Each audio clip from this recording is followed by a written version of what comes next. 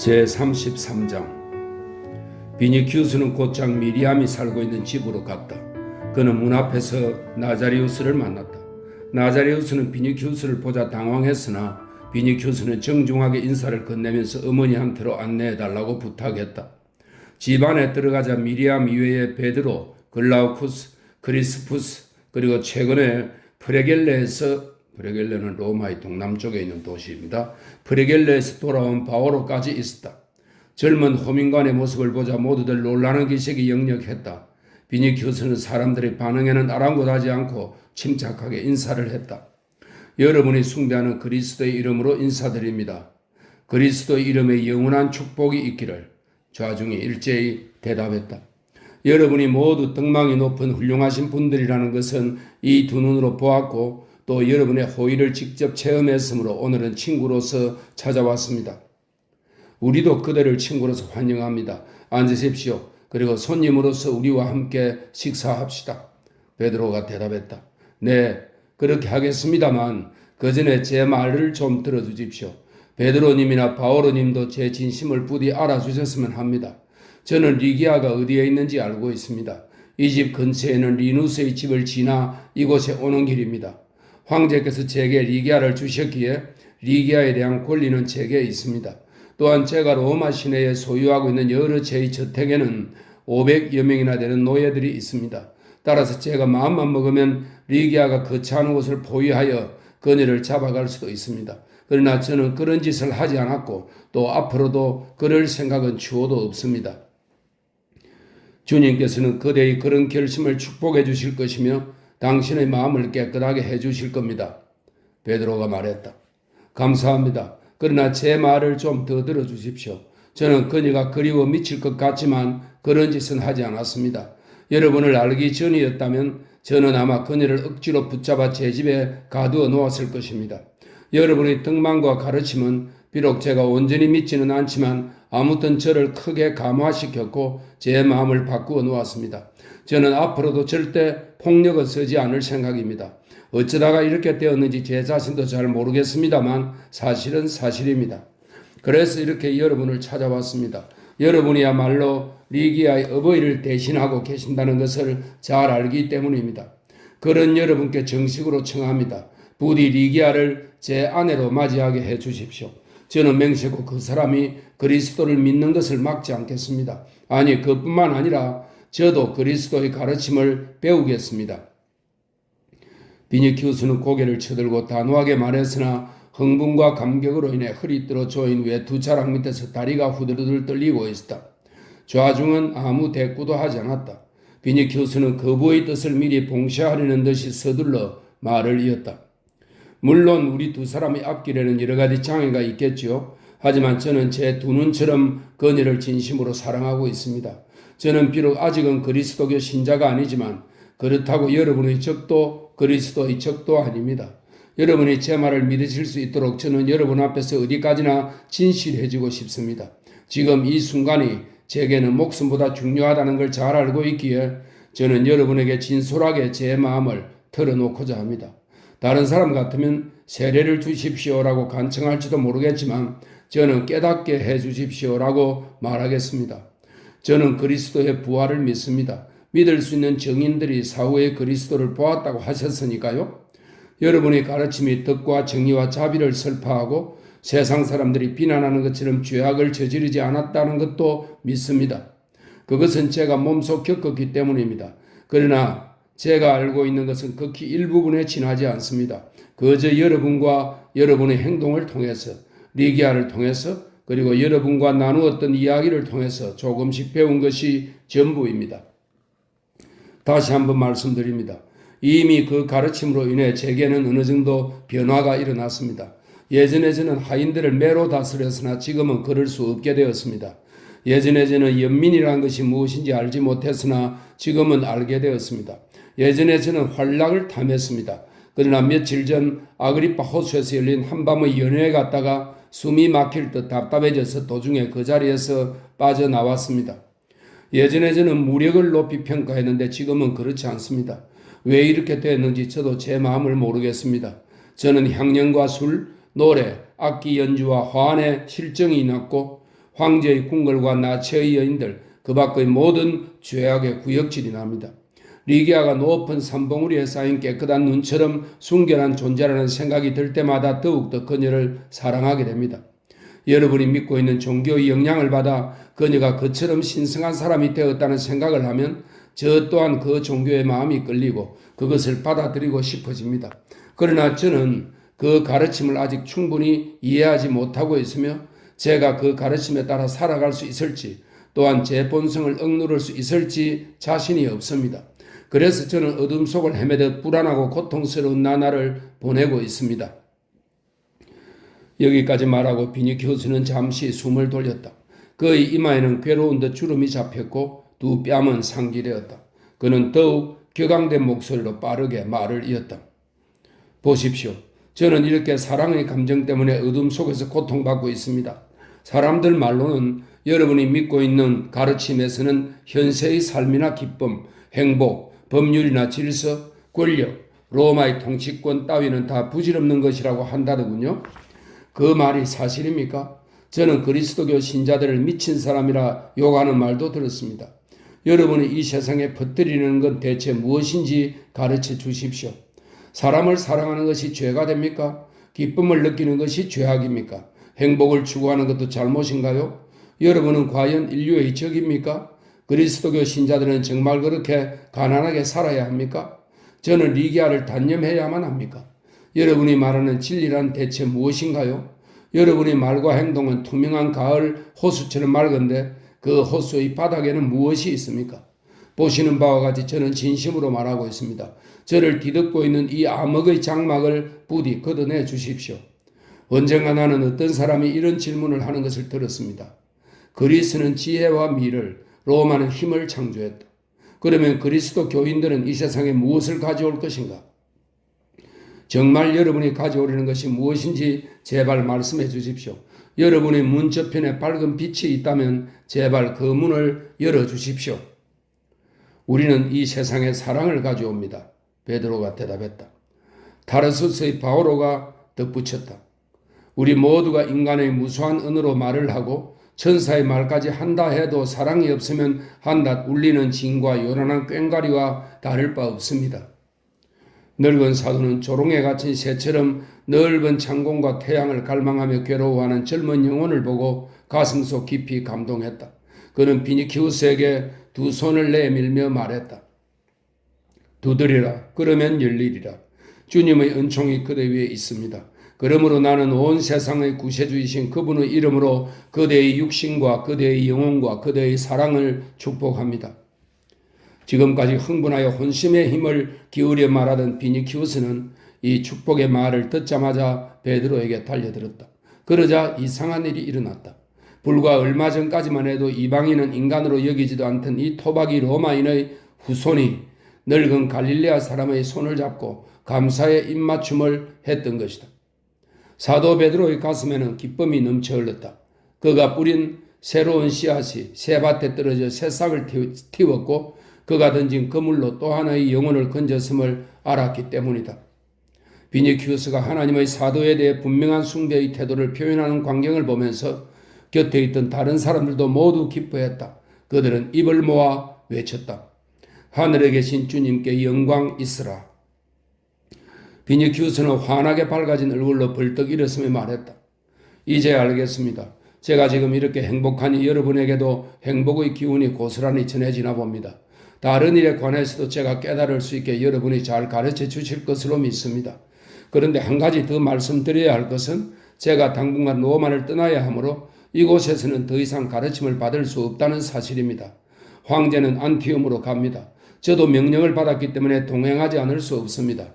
아시다시피 황제의 명령을 거역하면 누구나 죽음을 당합니다.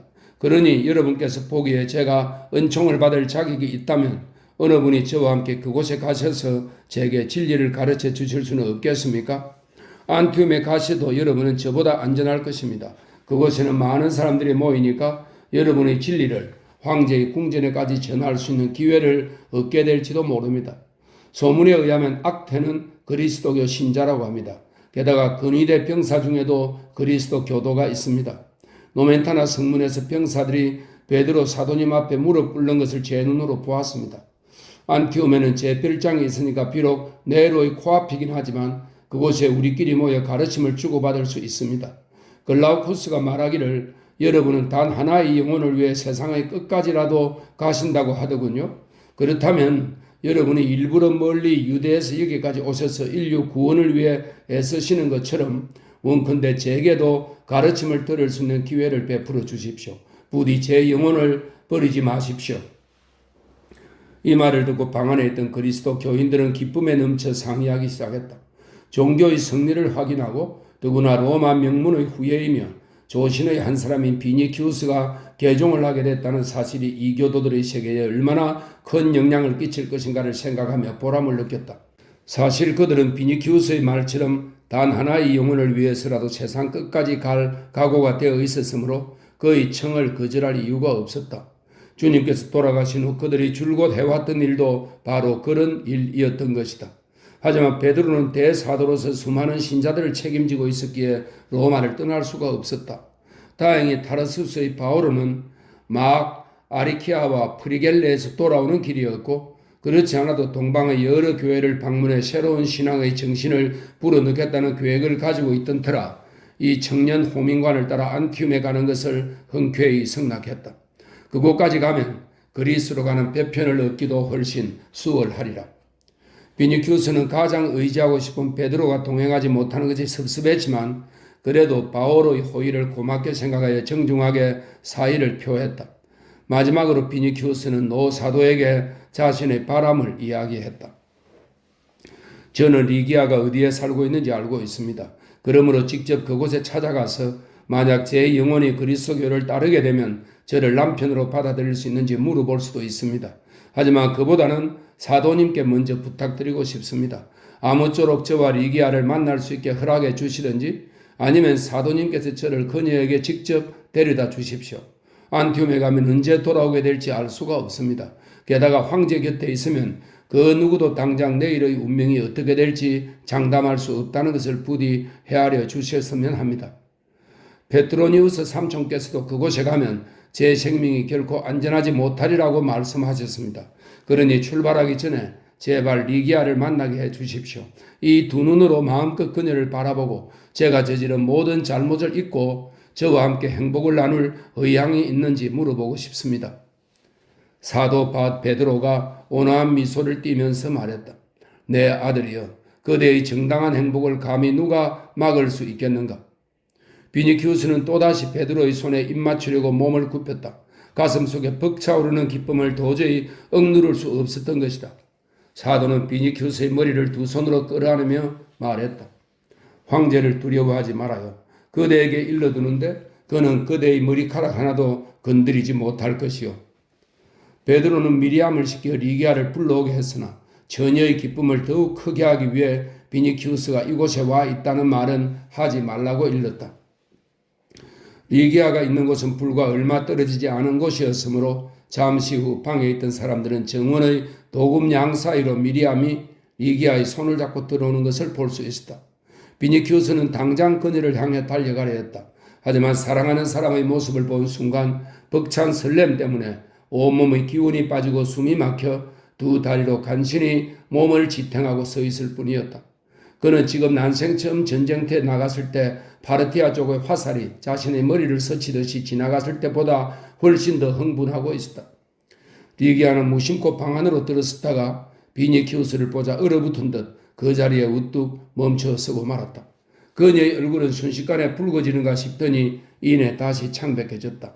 그러고는 몹시 놀라고 당황스러운 시선으로 사람들을 이리저리 둘러보았다. 그러나 그녀의 눈에 들어오는 것은 하나같이 환하게 웃으며 흐뭇해하는 얼굴들 뿐이었다. 사도 베드로는 리기아의 곁으로 다가가 물었다.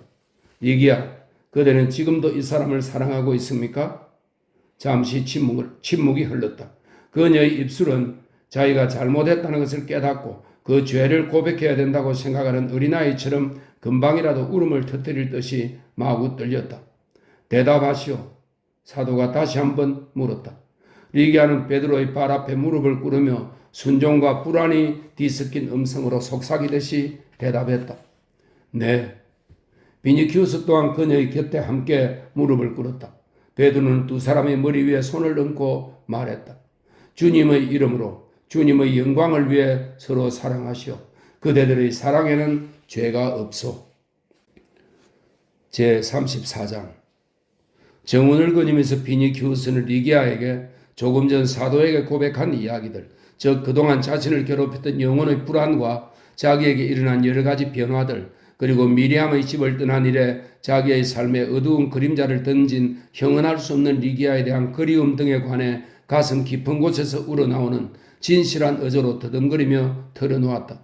리기아를 이절에 몸부림쳤으나 도저히 잊을 수 없었고 밤낮으로 그리워했다는 것, 그녀가 만들어주고 간 회양목 십자가를 라라리움에 모셔두고 어느새 자신도 모르게 그 십자가를 신성한 것으로 여기며 그녀를 떠올리곤 했다는 것, 자신의 힘으로는 도저히 사랑의 감정을 억누를 수 없었기에 그리움은 시시각각 더해만 갔으며 아울루스 저택에서 처음 만난 순간부터 그의 영혼은 이미 사랑의 포로가 되었다는 것. 다른 사람들의 삶은 파르케가 시를 엮어 만들어내지만 이 파르케는 로마 신화 속의 운명의 새 여신을 통칭하는 말입니다. 파르케가 시를 엮어 만들어내지만 나 비니키우스의 삶은 사랑과 그리움, 슬픔이 엮어낸 것이나 다름없소. 내가 저지른 모든 잘못도 따지고 보면 당신에 대한 사랑에서 비롯된 것이오. 당신이 아울루스 장군 댁에 있을 때도 발리티움 궁전에 있을 때도 나는 한결같이 당신을 사랑했소.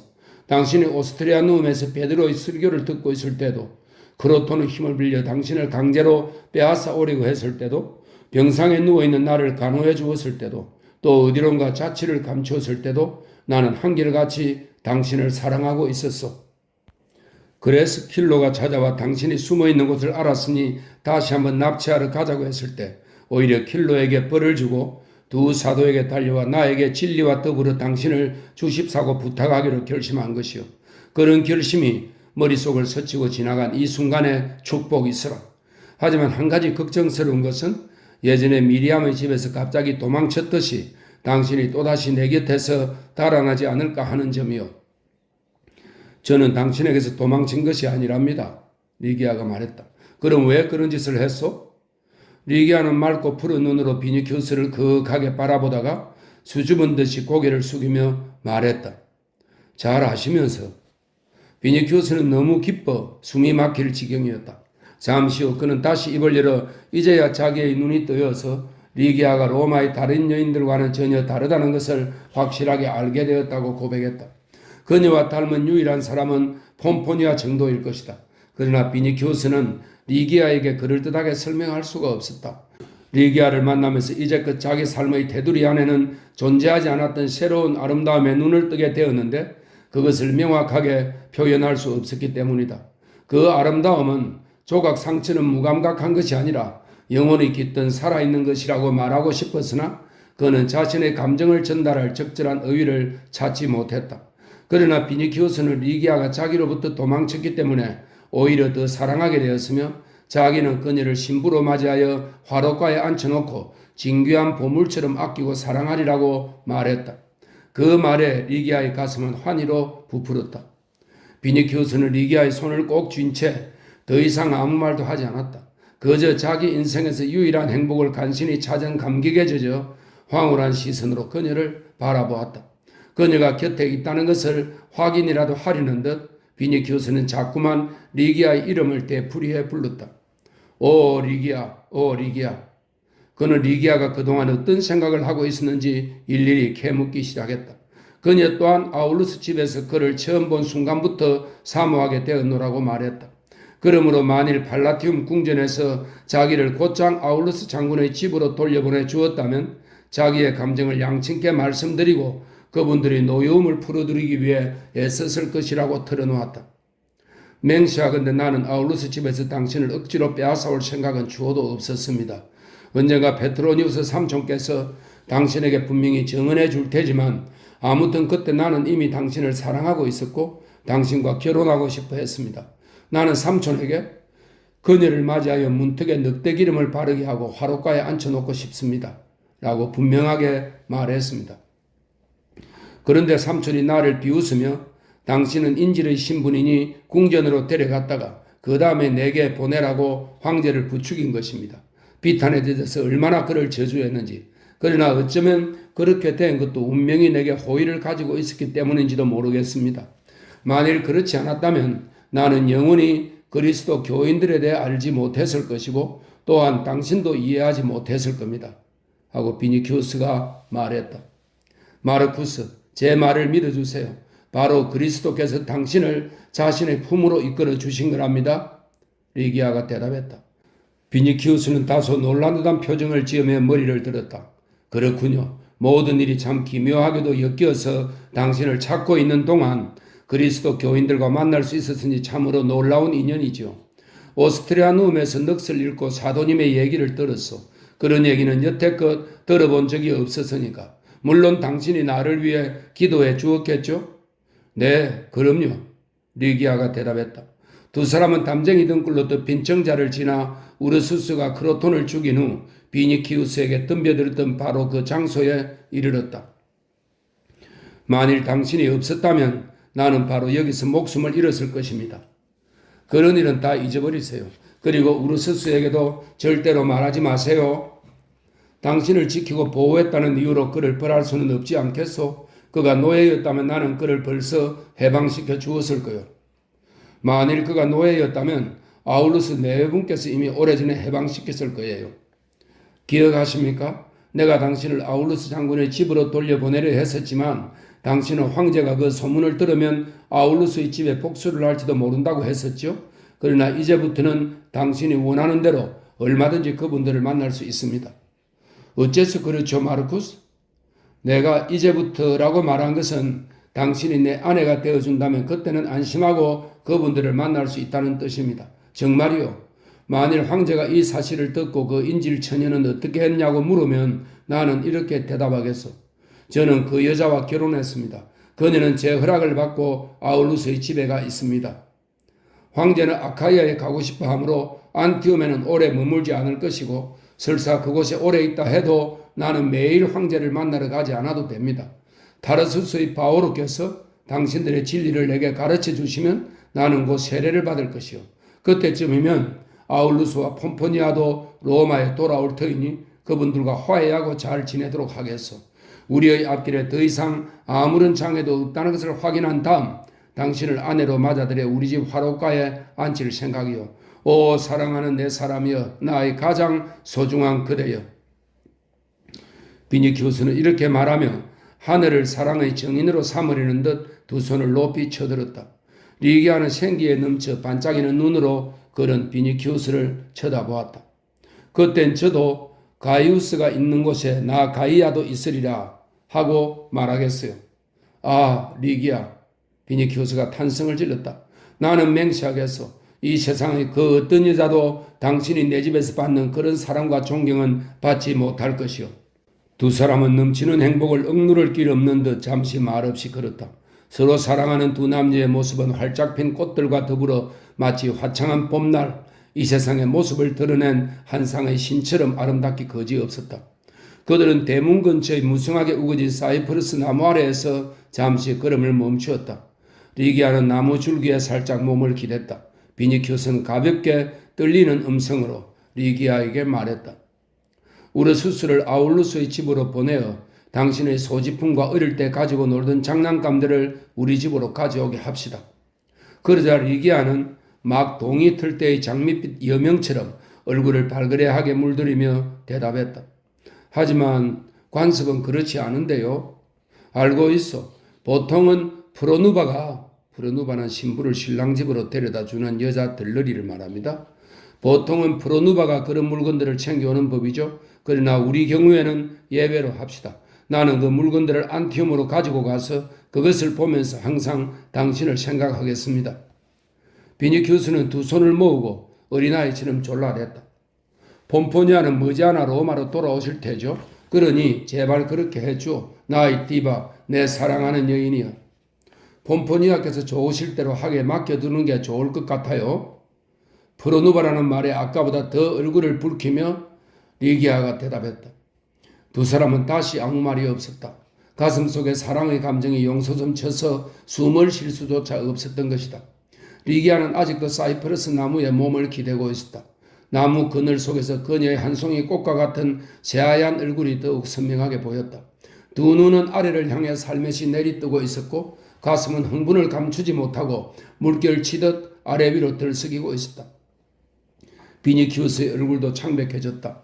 한낮의 고요한 정막 속에서 두 사람은 행복에 겨워 두근대는 서로의 심장 고동 소리에 가만히 귀 기울이고 있었다.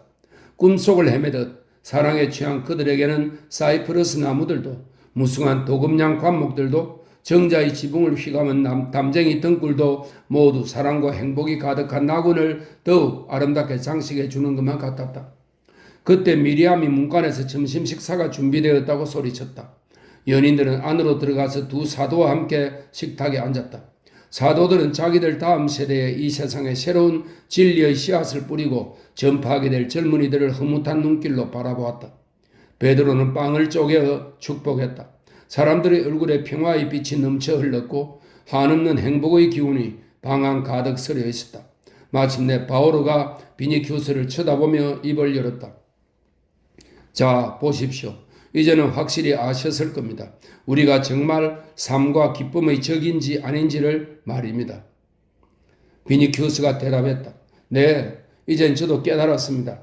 오늘 여러분과 함께 지낸 순간처럼 행복한 시간은 제 인생에서 아직까지 단 한 번도 없었다는 사실을. 제35장. 그날 저녁 비니키우스는 로마 광장을 지나 집으로 돌아가는 도중 투스쿠스 지구의 입구에서 금박으로 장식한 페트로니우스의 가마를 8명의 바티니아인들이 메고 가는 것을 보았다. 비니키우스는 손짓으로 가마꾼들을 멈춰서게 한 뒤 휘장 앞으로 갔다. 즐겁고 행복한 꿈을 꾸시길. 페트로니우스가 졸고 있는 것을 보고 비니키우스가 말했다. 너로구나. 페트로니우스가 눈을 뜨며 말했다. 그래, 팔라티움 궁전에서 어젯밤을 꼬박 세웠더니 졸음이 쏟아지는구나. 지금 나는 안티움으로 가지고 갈 책을 사러 가는 길이다. 그런데 별일은 없느냐? 그럼 서점마다 돌아다니시는 중입니까? 비니키우스가 물었다. 그래, 내 서재를 어질러 놓고 싶지 않아서 안티움에 가서 읽을 책은 새로 사가지고 갈 생각이다. 무소니우스나 세네카의 신작이 나와 있는 모양이더라.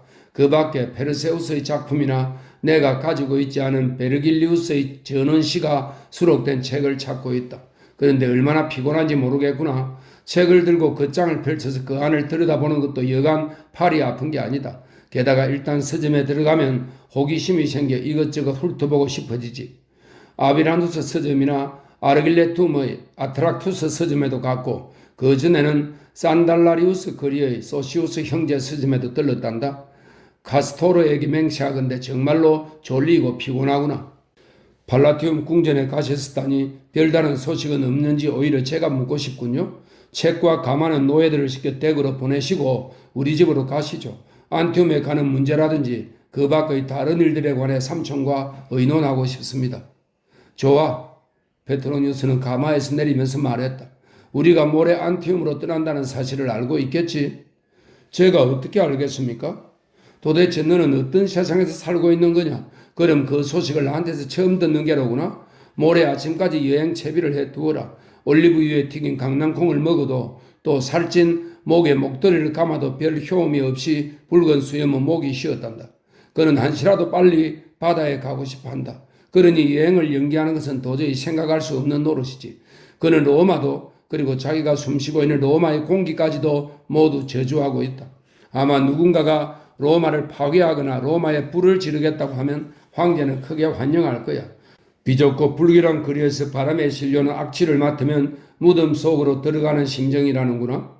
오늘도 목소리를 회복하기 위해 로마의 각 신전에 대대적으로 재물을 바쳤단다. 만일 목소리가 빨리 좋아지지 않으면 로마, 특히 원로원이 곤욕을 치르게 될 게다. 그렇다면 굳이 아카이아까지 갈 필요가 없겠는데요? 신과 같은 우리의 황제 폐하께서는 한 가지 재주밖에는 없지 않느냐? 페트로니우스가 비웃으며 말했다. 그는 올림피아 경기에 참가해 트로이의 대화제를 낭송하는 시인으로서 전차 경주 선수로서 음악가로서 금투사로서 게다가 놀랍게도 무용가로서 모든 승리의 월계관을 독차지하려는 야심을 품고 있단다. 도대체 그 원숭이가 왜 갑자기 목감기에 걸렸는지 아니? 어제 그는 우리들 앞에서 춤을 추었는데 파리스에게 지지 않으려고. 이 파리스는 유명한 무용가입니다. 처음에는 네로의 총애를 받다가 나중에는 질투의 대상이 되어 네로에게 암살당한 인물입니다. 파리스에게 지지 않으려고 레다의 모험 장면에서 무리하게 길을 쓰다가 땀을 너무 많이 흘렸기 때문이란다. 마치 물에서 금방 건져 올린 뱀장어처럼 온몸이 땀으로 흠뻑 젖어 번들거리더구나. 그는 계속 이것저것 가면을 바꾸어가면서 마치 물레의 북처럼 빙글빙글 돌다가 술 취한 뱃사람처럼 두 손을 흔들어댔지. 그 뚱뚱한 배와 가느다란 팔다리를 보면서 속이 메시꺼워지는 것을 간신히 참았단다. 그 춤은 2주일 전부터 파리스에게 배운 것인데 붉은 수염이 레다 또는 백조의 신으로 분장한 꼴을 상상해보렴. 백조라니 기가 막히지 않니? 그런데도 그는 막무가내로 대중 앞에서 그 우스꽝스러운 무언극을 공연하고 싶어 한단다. 우선 안티움에서, 그 다음에 로마에서 말이다.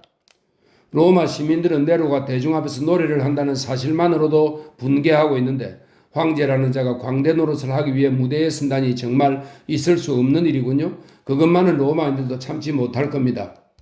얘야, 로마인은 무엇이든 참고 견딜 게다. 더구나 원로원에서는 조국의 아버지에게 감사의 뜻을 표하는 의안을 통과시킬 예정이란다. 잠시 사이를 두었다가 페트로니우스는 말을 계속했다. 로마 시민들은 얼마 안 가서 아마 자기들의 황제가 광대라는 사실을 자랑스러워할 게다. 황제로서 그보다 더 천박한 짓거리가 또 어디에 있겠습니까? 페트로니우스가 어깨를 으쓱했다. 집에만 틀어박혀서 리기아와 그리스도교 신자 따위에만 몰두하고 있으니 세상 돌아가는 일에 어두울 수밖에. 며칠 전에 무슨 일이 벌어졌는지 필경 모를 테니 네, 알려주마. 네로는 피타고라스와 공식적으로 결혼식을 올렸다. 게다가 신부 차림으로 식장에 나타난 거야. 이쯤 되면 미쳐도 보통 미친 것이 아니지. 그렇지 않니? 더구나 제사장들까지 모두 불려와서 결혼식을 집전했단다. 물론 나도 참석은 했었다. 나는 비교적 인내심이 강한 편이지만 솔직히 말해서 만일 신들이 존재한다면 이제는 마땅히 어떤 경고라도 내려야 할 때가 아닌가 싶구나. 하긴 황제는 신들을 믿지 않고 나도 그 점에는 동감이지만 말이다. 그럼 황제는 가장 높은 제사장과 신과 무신론자들을 한 몸에 모두 겸하고 있는 셈이군요. 비니키우스가 말했다. 페트로니우스는 웃음을 터뜨렸다. 그래, 옳은 말이다. 나도 거기까지는 미처 생각지 못했는데 이제까지 세상에서 볼 수 없었던 절묘한 조화로구나. 그러고는 걸음을 멈추고 말했다. 한 가지 덧붙이자면 그 어떤 신도 믿지 않는 가장 높은 제사장, 신들을 비웃는 그 신이 무신론자로서 신을 두려워하고 있다는 점이지. 베스타의 신전에서 일어난 사건이 그 증거라고 할 수 있겠죠. 정말 세상이 어떻게 되리고 이 모양인지. 이런 끔찍한 세상에 그런 끔찍한 황제라니. 그러나 오래가지는 못할 겁니다. 두 사람은 이런저런 얘기를 나누면서 비니키우스의 집으로 들어갔다. 비니키우스는 기분이 좋은 듯 큰 소리로 식사 준비를 시키고는 페트로니우스를 돌아보며 말했다. 세상은 분명 달라질 것입니다. 하지만 그렇게 만들 수 있는 것은 우리가 아니다. 페트로니우스가 대답했다. 왜냐하면 네로의 시대에서 인간은 모두 나비와 같은 존재이기 때문이지. 네로의 사랑을 듬뿍 받으면 그 은총의 태양 아래서 훨훨 날 수 있지만 그의 믿음을 받아 차가운 바람을 맞으면 아무리 발부둥쳐도 결국 죽을 수밖에 없는 운명이니까. 마이아의 아들에 대고 맹세한다. 나는 가끔 나 자신에게 묻는단다. 도대체 어떤 기적이 일어났기에 루키우스, 사투르니우스와 같은 사내가 티베리우스와 칼리굴라와 클라우디우스의 치세에서도 93살까지 목숨을 부지할 수 있었을까 하고 말이다. 그러나 그건 아무래도 좋다. 에우니케를 데려오기 위해 너희 가마를 우리 집에 보내줄 수 있겠니? 이젠 졸음도 가셨고 기분도 한결 나아졌다. 식사 때는 키타라 악사를 불러왔다오. 그 후에 안티움 이야기를 하자꾸나. 이 문제만큼은 특히 심사숙고할 필요가 있으니까. 비니키우스는 에우니케를 불러오도록 일렀으나 안티움 여행에 관해서는 그다지 신경 쓰고 싶지 않다고 분명하게 말했다. 황제의 총애를 받는 것을 인생 최고의 목적으로 삼고 있는 사람들이나 그런 일에 대해서 고민하라고 하십시오. 분명한 것은 팔라티움 궁전이 이 세상의 전부가 아니라는 것입니다. 특히 가슴 속에 다른 것을 품고 있는 사람에게는 그런 것은 문제도 되지 않습니다. 페트로니우스가 깜짝 놀랄 만큼 비니키우스는 활기차고 유쾌해 보였다. 페트로니우스는 어안이 벙벙해서 조카를 잠시 쳐다본 후에 입을 열었다. 어찌된 일이냐? 마치 목에 볼날을 매달고 다니던 어린아이 시절로 되돌아간 것 같구나. 저는 지금 무척이나 행복합니다. 그 이야기를 하고 싶어 삼촌을 일부러 제 집에 모신 겁니다. 비니큐스가 대답했다. 도대체 무슨 일인데 그러느냐? 로마 제국을 다 준다 해도 바꿀 수 없는 그런 놀라운 일입니다. 그렇게 말하며 비니큐스는 자리에 앉았다. 그리고 의자 등에 팔을 올려놓고 그 위에 머리를 얹은 뒤 희색이 만면에서 눈을 빛내며 말했다. 저와 함께 아울루스 플라우티스의 저택에 갔을 때 삼촌께서 새벽별 그리고 봄의 여신 같다고 말씀하신 그 신성한 처녀를 처음 보았던 그때의 일이 생각나세요? 아름답기로 소문난 로마의 그 어떤 여인도 그 어떤 여신과도 견줄 수 없던 그 퍼시케를 기억하고 계신가요? 페트로니우스는 의의가 없어 상대방의 제정신인지 아닌지 확인하고 싶은 듯 비니큐스를 뚫어져라 쳐다보았다. 무슨 말을 하는 거냐? 리기아의 일이라면 물론 기억하고 있지. 비니큐스가 대답했다. 오늘 저는 그녀와 약혼했습니다. 뭐라고? 비니큐스는 의자에서 벌떡 일어나 선임 노예를 불렀다. 노예들을 모조리 이곳으로 불러들이라 빨리. 너가 그 아가씨와 약혼을 했다고? 페트로니우스는 되뇌었다. 페트로니우스의 놀라움이 진정되기도 전에 넓은 아트리움은 노예들로 가득 찼다. 숨을 헐떡이는 노인들, 혈기왕성한 젊은이들, 아리따운 여자들, 소년 소녀들이 흘레불떡 달려왔다. 복도에서는 여러 나라 말이 들려왔다. 모두가 벽을 따라 원주 사이로 가지런히 정렬했다. 비니키우스는 빗물바지 수조 곁에 서서 해방 노예인 데마스에게 이렇게 말했다. 이 집에서 20년 이상 일한 자는 내일 법무관 앞으로 가면 자유의 몸이 될 수 있다. 아직 20년이 채 안 된 자에게는 각각 금화 생입식을 줄 것이고 또 주당 식사량을 2배로 늘린다. 시골 노역장에도 명령을 내려 형벌을 중지시키고 발목에 채운 쇠사슬을 풀고 음식을 충분히 주도록 하겠다. 오늘은 내게 있어서 더없이 기쁜 날이다. 나는 이 기쁨을 내 집에 사는 너희들 모두와 함께 나누고 싶다. 노예들은 믿을 수 없다는 듯 잠시 넋을 잃고 서 있었으나 이었고 일제히 두 손을 번쩍 쳐들고 환호성을 질러댔다.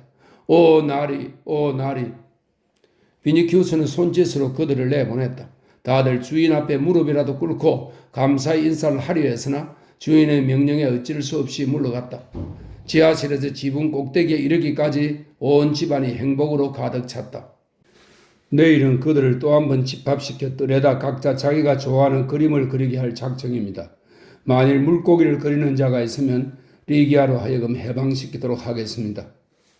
무슨 일이나 오래 놀라는 법이 없는 페트로니우스는 이미 냉정을 되찾고 있었다. 물고기라고? 언젠가 킬로에게서 들은 그리스도 교도들의 암호를 말하는 게로구나? 페트로니우스는 비니키우스를 향해 손을 내밀며 말했다. 행복이란 언제나 사람들의 눈에 보이는 곳이 있는 법이다. 바라건대 플로라가, 꽃의 여신입니다. 바라건대 플로라가 너희 두 사람의 발밑에 오래도록 꽃을 뿌려주기를 빈다. 너가 원하는 일들이 모두 다 이루어질 수 있게 말이다. 고맙습니다. 사실 저는 삼촌께서 저를 나무라실 줄 알고 무척 걱정하고 있었습니다. 하긴 반대하신다 해도 따르지 않았을 테지만 내가 반대한다고? 당치도 않는 소리. 나는 오히려 잘했다고 말해주고 싶구나. 하하, 변덕이 심하시군요. 비니큐스가 명랑하게 대답했다. 언젠가 폼포니아 댁에서 나올 때 제게 뭐라고 말씀하신지 벌써 잊으셨습니까? 페트로니우스가 태연하고 차분하게 말했다. 잊을 리가 있겠니? 다만 내 의견이 바뀌었을 뿐이다. 그리고 잠시 후에 이렇게 말했다. 얘야, 로마에서는 모든 것이 변하고 있다. 남편은 아내를 바꾸고 아내는 남편을 바꾼다. 그러니 나라고 의견을 바꾸지 못할 이유가 어디 있겠느냐? 네로가 악태와 결혼하려고 했을 때 다들 네로의 비위를 맞추기 위해 악태를 왕족의 피를 이어받은 여자로 행시하도록 했다. 만일 그 계획이 실현되었다면 네로는 정숙한 배우자를 갖게 되고 우리 또한 등망 있는 황후를 모셨을 것이다. 프로테우스는 바다의 신입니다. 마음대로 그 모습을 바꾸는 재주를 가지고 있는 신입니다. 프로테우스와 그의 광활한 바다를 두고 맹세한다. 적절하고 편리하다고 생각하면 나는 언제라도 내 의견을 바꿀 것이다. 리기아로 말하면 왕족 출신이라고 하니까 페르가몬 왕가의 후손이라는 소문을 만들어냈던 악태와는 달리 믿을만 하겠지. 그건 그렇고 안티움에 가서는 포피아를 경계해야 한다. 황후는 집요한 여자니까. 저는 포피아 같은 여자는 안중에도 없습니다. 안티움에 가더라도 아무도 제 머리카락 한 올도 건드리지 못할 겁니다. 다시 한번 나를 놀라게 하려고 해도 소용없는 짓이다. 그런데 도대체 그 자신감은 어디서 생긴 거니? 베드로 사도께서 그렇게 말씀하셨습니다. 뭐? 베드로 사도라고? 그렇다면 더 이상 논쟁할 여지도 없겠구나. 만에 하나 사도 베드로를 거짓말쟁이 예언자로 만들지 않기 위해서라도 내가 대책을 마련할 수 있게 해다오. 가령 사도 베드로의 예언이 거짓으로 판명되면 너는 그를 믿지 않게 될 것이 아니냐? 그런데 너가 신뢰하고 있다는 사실이 그 베드로 사도에게는 앞으로 전도하는데 상당한 도움이 될 게다. 좋으실 대로 생각하세요. 그러나 저는 끝까지 그분을 믿을 겁니다. 게다가 삼촌께서 아무리 그분의 험담을 하셔도 저는 절대로 그분께 실망하지 않을 겁니다. 그럼 한 가지만 더 묻겠다. 너는 완전히 그리스도교 신자가 되었느냐? 아직은요. 하지만 타르수스의 바오로께서 저와 같이 안티움으로 가서 그리스도교의 교리를 가르쳐 주시기로 했습니다. 그 다음에 세례를 받을 겁니다. 그들이 삶과 기쁨의 적이라고 한 삼촌의 말씀은 사실과는 다릅니다. 그렇다면 너와 리기아에게는 정말 다행한 일이로구나. 베트로니우스가 대답했다. 그리고 어깨를 으쓱하며 혼자 말처럼 중얼거렸다. 아무튼 놀라운 일이다. 그 종교가 이처럼 놀라운 흡인력으로 신자들을 끌어들이고 나날이 번창하고 있으니 말이다. 비니큐스는 마치 자기가 벌써 세례를 받기라도 한 듯이 들뜬 어조로 말했다. 사실 그렇습니다. 로마나 이탈리아의 여러 도시와 그리스, 소아시아에 퍼져 있는 신자의 수는 수천, 수만 명을 헤아린다고 합니다. 군대와 근위병들 가운데는 물론이고 심지어는 황제의 궁전에까지 파고 들어갔습니다. 노예와 자유민, 가난한 자와 부자, 평민과 귀족 할 것 없이 많은 사람들이 그 종교를 받아들였습니다. 삼촌께서도 아실지 모르겠지만 코르넬리우스 집안의 많은 사람들이 그리스도교 신자이고 폼포니와 그레키나도 그렇습니다. 아마 옥타비아도 그리스도 교도였던 것 같고 악테도 마찬가지입니다. 앞으로 이 종교는 온 세상을 정복할 것입니다. 세상을 달라지게 하고 소생시킬 수 있는 것은 오직 이 종교밖에 없습니다. 그렇게 어깨를 으쓱거리지 마세요. 삼촌께서도 한 달이나 혹은 1년 후에 이 종교를 따르게 되실지도 모르니까요. 내가 그리스도교 신자가 된다고? 베트로니우스가 말했다. 원, 천부당 만부당한 말을 하는구나. 레토의 아들을 두고, 레토의 아들은 제우스의 애인이자 아폴로와 아르테미스의 어머니입니다. 레토의 아들을 두고 맹세한다. 나는 절대로 그리스도 교인이 되지 않을 것이다. 설령 그 종교의 신과 인간의 모든 진리와 지혜가 다 들어있다 해도 나는 믿지 않을 것이다. 종교를 가지려면 끈기와 노력이 필요해. 그런데 나는 수고하는 것이 싫다. 게다가 체념과 포기도 필요하다. 그런데 나는 인생에서 무엇 하나도 포기하고 싶지 않다. 성미가 불같은 너는 언제든지 그런 일을 저지를 수 있지만 나는 다르다. 내겐 겜마가 있고 카메오도 도자기도 에우니케도 있다.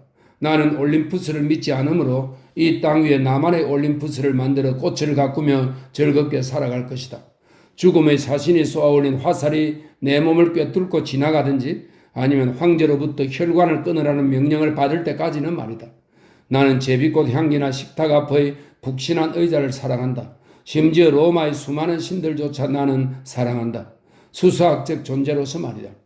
그리고 다리가 가느다란 우리의 뚱보, 비할 데 없이 신성한 우리의 황제, 아우구스투스이자 페리오도니케스이며, 이 페리오도니케스는 올림피아, 피티아, 테메아, 이스트미아, 이 4대 경기의 종합 우승자입니다. 페리오도니케스이며 동시에 헤라클레스라고도 할 수 있는 네로와 함께 이제부터 가게 될 아카이아도 사랑한다. 베트로니우스는 갈릴레아 어부들의 가르침을 자기가 믿게 될 것이라는 비니큐스의 말을 떠올리며 한바탕 크게 웃었다. 그리고 나지막이 노래를 불렀다. 푸른 도금양 가지로 빛나는 금을 싸고 하르모디우스와 아르스토기톤을 따르리. 이것은 BC 514년 아테네의 독재자 히파르쿠스를 이 두 사람이 살해했다고 합니다. 하르모디우스와 아리스토기톤을 따르리. 그때 마침 선임 노예가 들어와 에우니케가 도착했다고 알렸으므로 페트로니우스는 노래를 그쳤다. 에우니케가 들어온 뒤 곧 저녁 식사가 시작되었다. 기타라 악사가 연주하는 노래를 몇 곡 듣고 나서 비니큐스는 그동안 일어난 일을 얘기하기 시작했다. 킬로가 찾아왔었다는 것, 그의 방문이 계기가 되어 킬로를 매질하던 중에 직접 사도를 찾아가야겠다는 생각이 떠올랐다는 것 등을 상세하게 털어놓았다. 하지만 페트로니우스는 또다시 졸음이 오는지 이마에 손을 짚으며 말했다. 좋은 결과를 낳았으니 그 생각은 옳았다고 할 수 있다. 그러나 킬로에게 한 짓은 마음에 들지 않는구나. 나 같으면 녀석에게 금화 5잎을 주었을 거다. 그놈에게 매질을 하려면 아예 죽여버리는 편이 나았을 텐데 원로원 의원들이 지금 제화공 출신의 귀족 바티니우스에게 굽시를 그대듯이 나중에 혹시라도 우리가 킬로 앞에서 머리를 조아리게 될지도 모르니 말이다. 자, 나는 이제 그만 집으로 갈 테니 편히 쉬도록 해라. 이렇게 말하며 그는 화관을 머리에서 벗어놓고 에우니케와 함께 집으로 돌아갔다. 그들이 간 뒤 비니큐스는 곧장 서재로 들어가서 리기아에게 다음과 같은 편지를 썼다. 오 여신이여, 당신이 그 아름다운 눈을 떴을 때 당신 옆에 이 편지가 기다리고 있다가 아침 인사를 전할 것입니다. 내일이면 당신을 만나겠지만 지금 이렇게 편지를 쓰는 것도 그 때문입니다. 황제가 모레 안티움으로 떠납니다. 그래서 나는 유감스럽게도 그와 동행하지 않으면 안 됩니다. 전에도 말했지만 황제의 명을 거역하면 나의 생명이 위태로워집니다. 당신을 찾았기에 지금 나는 죽고 싶은 마음이 추호도 없습니다. 그러나 만일 당신이 내가 황제를 수행하는 것을 원치 않으면 그저 간단한 편지 한 장만 보내주십시오. 그러면 나는 이곳에 그대로 남아있겠습니다. 만일 그렇게 된다면 페트로니우스 삼촌께서 온갖 수단과 방법을 동원해서라도 위험을 막아주실 겁니다. 오늘 나는 너무 기뻐서 내 집의 모든 노예에게 상을 주었습니다. 우리 집에서 20년 이상 일한 종들은 내일 법무관에게 데려가서 해방시켜줄 생각입니다. 사랑하는 그대, 내 이런 처사를 부디 칭찬해 주길 바랍니다. 이것은 틀림없이 당신이 믿고 있는 그 자비롭고 달콤한 가르침에 합당한 일일 테니까요. 또한 내 이러한 행동은 모두 당신을 위한 것임을 알아주었으면 합니다. 나는 내일 노예들에게 그들이 자유의 몸이 된 것은 리기아 당신 덕분이라고 말하겠습니다. 그러면 모두들 당신에게 감사하고 당신의 이름을 찬미할 것입니다. 지금 나는 행복의 노예가 되었으니 영원히 이런 노예로 살아가고 싶을 따름입니다. 나는 안티움과 붉은 수영의 여행에 저주가 내리기를 바랍니다. 지금은 내가 페트로니우스 삼촌같이 총명하지 않은 것을 3배, 4배나 더 큰 행복으로 여기고 있습니다. 만일 내가 삼촌처럼 명석하다면 아카이아뿐 아니라 어디든지 황제를 따라다녀야만 할 것입니다. 당신에 대한 그리움을 오히려 감미롭게 해주니 이별도 즐겁게 여기렵니다. 시간 나는 대로 당신의 모습을 보고 내 눈을 기쁘게 하기 위해 그리고 당신의 다정한 목소리로 내 귀를 즐겁게 하기 위해 말을 타고 로마로 달려오겠습니다. 그러지 못할 경우에는 노예를 시켜 자주 안부 편지를 보내겠습니다. 나의 여신이여, 당신의 2 발을 내 품에 꼭 끌어안고 싶습니다. 당신을 여신이라고 부르는 것을 용서해 주십시오. 만일 당신이 원치 않는다면 언제든지 당신 뜻에 따르겠지만 오늘만은 그렇게 불러야겠습니다. 그럼 부디 건강하기를. 미래의 당신 집에서 온 마음을 다 바쳐서 비니큐스.